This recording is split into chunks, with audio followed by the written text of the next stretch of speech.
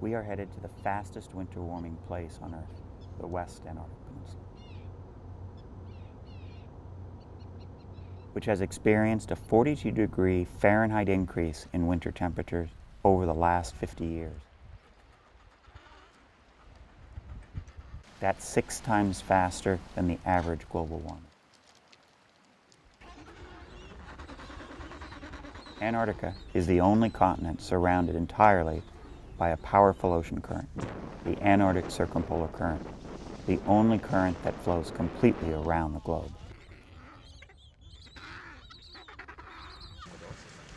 The Earth's climate is regulated by the heat stored and transported across the globe through these powerful connected currents. The Antarctic system is critical for understanding why our planet is changing.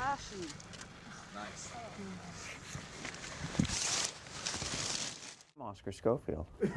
I'm an oceanographer at Rutgers University. I'm a professor there. Palmer's the research land base for the West Antarctic Peninsula. So it's a land-based station. It's 2 buildings.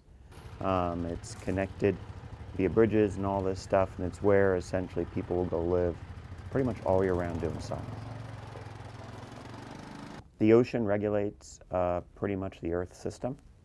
It's the largest repository of heat. It modifies our climate, and it's changing. And one of the places it's changing fastest is down along this West Antarctic Peninsula region. So one is trying to track the global change, but then you want to understand where the Earth is going. And this is a great area to be able to study that. And it's happening so quickly down there. That whole system will change in my lifetime. And so the biggest change is the lack of sea ice during winter. And so it's pretty much feels like summertime all the time there. So the sea ice season is 90 days shorter than it was 50 years ago. So 90 days is 3 months. That's almost the entire winter. It's worrisome, you know. Life itself isn't going to change, but the things that allow our society to prosper and allow humanity to thrive, we can't guarantee that it's always going to be the same. And so that worries me, and that's why I think this work on understanding where the planet is going is critical. But the hard part is there's very little data in the ocean because it's so hard to collect data in the ocean. So that makes these kinds of projects really important.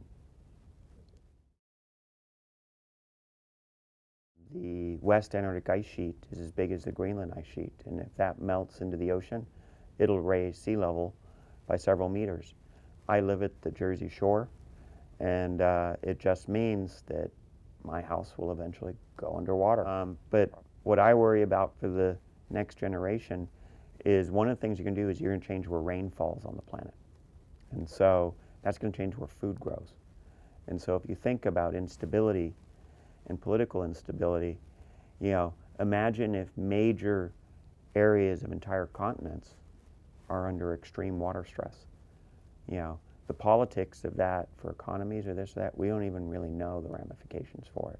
We can either pretend it's not going to happen and be a victim of it.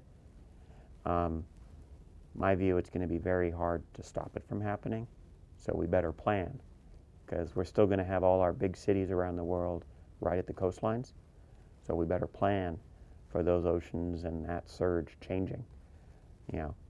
So I just don't want to be a victim of the change.